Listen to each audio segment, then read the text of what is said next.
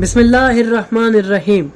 नाजरीन, इस दुनिया में सिर्फ इंसान ही नहीं बल्कि तमाम मखलूक़ात सदियों से इमाम हुसैन अलैहिस्सलाम की शहादत का गम मना रही हैं।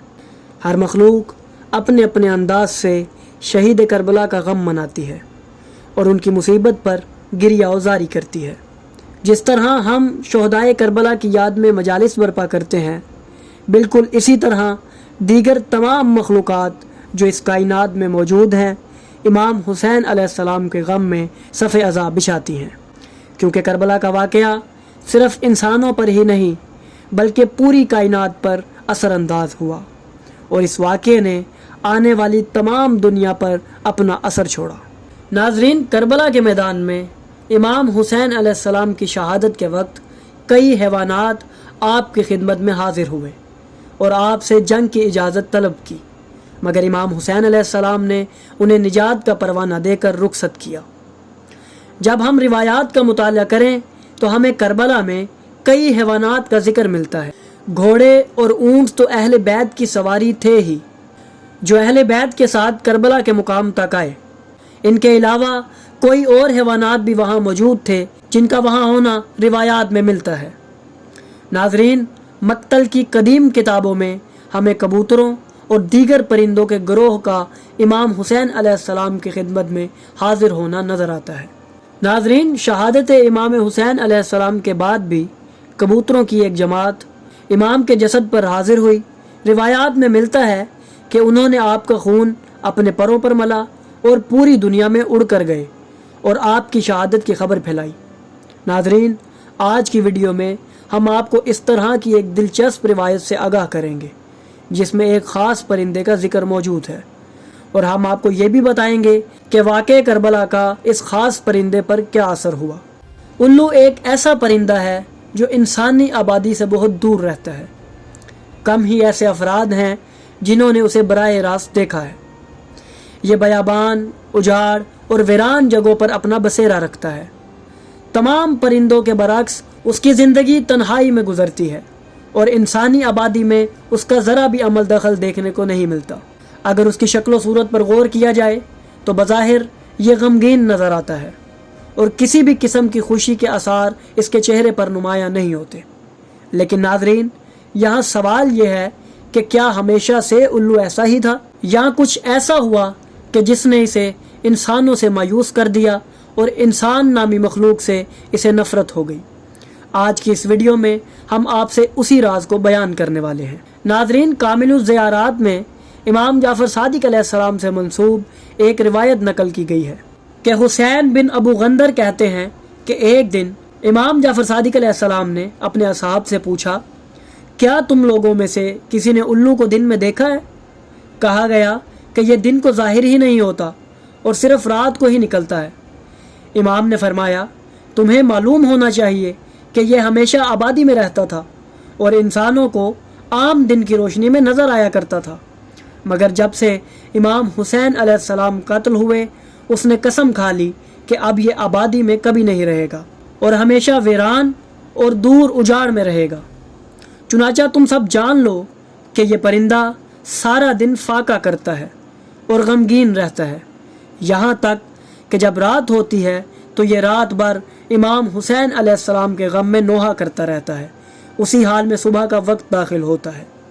नाजरीन, मक्तल की इस जैसी दूसरी किताबों में एक और रिवायत दर्ज है कि इमाम अली रज़ा अलैहिस्सलाम ने साद बरबरी से पूछा कि तुम इस उल्लू को देखते हो, इस अजीब मखलूक के मुतालिक तुम क्या कहते हो? साद ने फ़ौरन जवाब दिया, मैं आप पर फिदा जाऊँ, मैं यही बात पूछने आपके पास आया था। इमाम अली रज़ा अलैहिस्सलाम ने फरमाया कि सुन लो, ये उल्लू हमारे जद रसूल अल्लाह के ज़माने में घरों, महल्लात और इंसानी दीगर आबादियों में अपनी जाए पनाह रखता था और हर इंसान दिन के उजाले में इसे आम देखा करता था और यह इंसानी आबादी में घुल मिल कर रहता था, यहाँ तक कि जब इंसान खाना खाता तो ये उड़कर उसके सामने आ जाता। लोग उसकी जानिब कुछ डाल देते थे और इसे पानी पिला देते थे, फिर वो अपनी जगह पर वापस चला जाता था।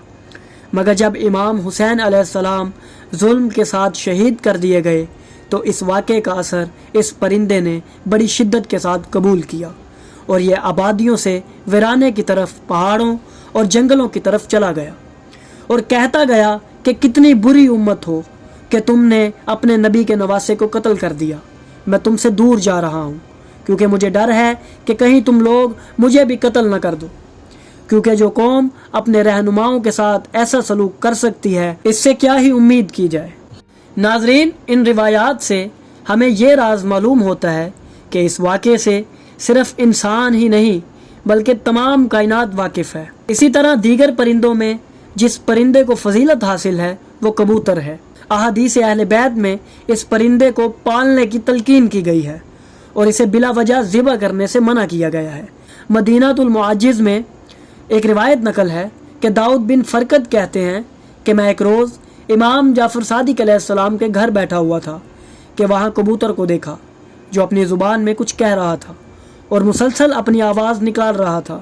میں نے فوراً امام جعفر صادق علیہ السلام کی طرف دیکھا اور پوچھا، یا مولا، یہ کیا ماجرا ہے؟ کیا کوئی خاص بات ہے جو اس پرندے کی زبان سے جاری ہو رہی ہے؟ تو امام جعفر صادق علیہ السلام نے مجھ سے فرمایا کہ اے داؤد، تم نہیں جانتے ہو کہ یہ پرندہ کیا کہہ رہا ہے۔ بلا شبہ میں تمہیں بتا سکتا ہوں کہ یہ پرندہ اپنی زبان میں امام حسین علیہ السلام کے قاتلوں پر لعنت کر رہا ہے اور انہیں بد دعا دے رہا ہے، لہٰذا اے داؤد، تم سب اسے اپنے اپنے مکان میں پالا کرو۔ ناظرین، ان روایات سے ہمیں اس عظیم واقعے کی شدت کا اندازہ ہوتا ہے۔ یہ واقعہ تمام مخلوقات کی زندگیوں پر حاوی ہے اور ہر مخلوق اپنی زندگی میں اپنے انداز سے، اپنی زبان میں، اپنے رنگ سے امام حسین علیہ السلام اور ان کے ساتھیوں کی شہادت کا غم مناتی ہے۔ ناظرین، واقعہ کربلا کے بعد دنیا میں کئی قسم کے اثرات دیکھنے کو ملے جنہوں نے اس واقعے کی خبر پوری دنیا میں پھیلائی۔ ان تمام آثار کا ذکر مختلف روایات میں ملتا ہے جنہیں ہم آنے والی مزید ویڈیوز میں بیان کریں گے۔ ناظرین، اگر آپ کو ہماری یہ ویڈیو پسند آئی ہو تو برائے کرم اسے لائک ضرور کریں۔ آپ کا ایک لائک ہمیں مزید اچھا کام کرنے کی ہمت دیتا ہے۔ اگر آپ ہمارے چینل پر نئے ہیں تو چینل کو سبسکرائب کرنا ہرگز نہ بھولیے اور ساتھ موجود بیل آئیکن بھی پریس کریں تاکہ ہماری ہر نئی ویڈیو کی اطلاع آپ تک فوراً پہنچ سکے۔ ہماری کوشش یہی ہے کہ آپ تک علم، تحقیق اور بصیرت پر مبنی ویڈیوز پہنچتی رہیں۔ دعا ہے کہ اللہ ہمیں اور آپ کو علم نافع عطا فرمائے۔